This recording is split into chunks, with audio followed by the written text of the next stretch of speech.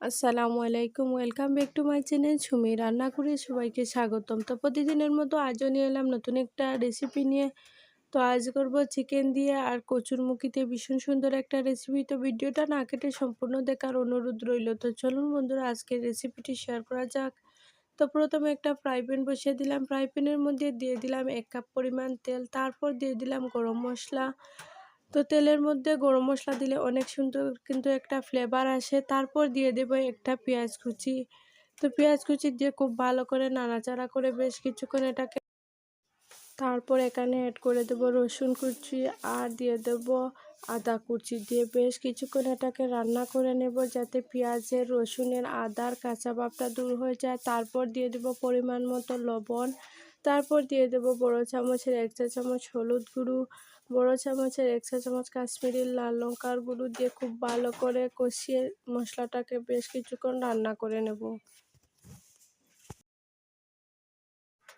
তারপর দিয়ে দেব জিরে গুঁড়ো, ধনিয়া গুঁড়ো দিয়ে খুব ভালো করে বেশ কিছুক্ষণ এটাকে রান্না করে নেব। তো মশলাটা যত বেশি কষানো হবে রেসিপিটি খেতেও ভালো লাগবে, দেখতেও অনেকটা সুন্দর হবে।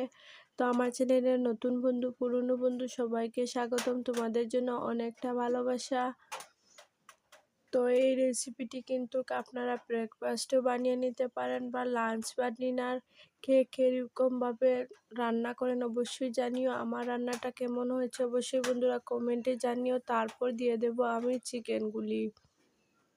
তো মশলাটা একদম কষানো শেষ, এবার চিকেনটা অ্যাড করে দেব। তো চিকেনটা দিয়ে খুব ভালো করে এটাকে নাড়াচাড়া করে আরও কিছুক্ষণ রান্না করে নেব।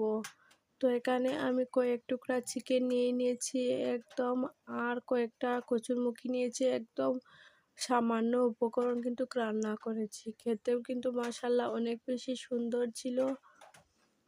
তো খুব ভালো করে এটাকে নাড়াচাড়া করে বেশ কিছুক্ষণ এটাকে কষিয়ে নেব। তো আজকের এই কচুরমুখী কিন্তু একদম আমি সেদ্ধ দেইনি, এটাকে ভেজে নিয়েছি। তো সামান্য হলুদ দিয়ে আর তেল দিয়ে কিন্তু এটাকে ভেজে নিলাম। তারপর দিয়ে দেব চিকেনের মধ্যে। তারপর খুব ভালো করে এটাকে নাড়াচাড়া করে বেশ কিছুক্ষণ এভাবে রান্না করে নেব। তো কচুরমুখীটা ভেজে দিলে অনেক সুন্দর কিন্তু স্বাদ হয়। অবশ্যই বন্ধুরা যারা কচুরমুখীটা সিদ্ধ করে দেন, একবার সিদ্ধ না করে একটু ভেজে দিয়ে দেখবেন অনেক বেশি ভালো লাগবে রেসিপিটি। খেতেও অনেক সুন্দর হয় আর দেখতেও অনেক বেশি ভালো হয়।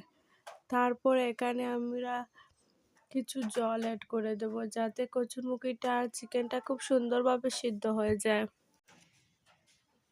তো আরও একটু সময় এটাকে নাড়াচাড়া করে আমি 2 থেকে 3 মিনিটের মতো ঢাকনা দিয়ে দেব।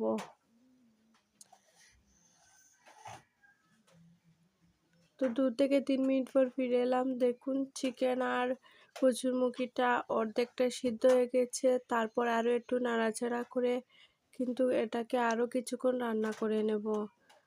তো আজকের এই কচুরমুখীর চিকেনটা কিন্তু একদম গ্রেভি গ্রেভি টাইপের রান্না করব, খেতে কিন্তু অনেক বেশি ভালো হয়।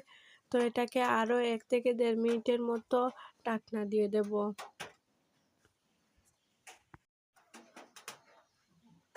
তো এটাকে 1.5 মিনিট পর ফিরে এলাম, দেখুন একদম কিন্তু পারফেক্টলি রেডি হয়ে গেল আমার কচুরমুখী দিয়ে চিকেনের রেসিপি।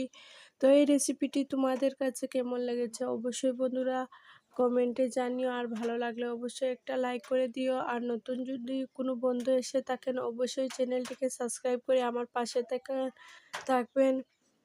তো আজ এই পর্যন্তই বন্ধুরা, দেখা হবে নতুন কোনো ভিডিওর সাথে। ততক্ষণ সবাই ভালো থাকুন, সুস্থ থাকুন।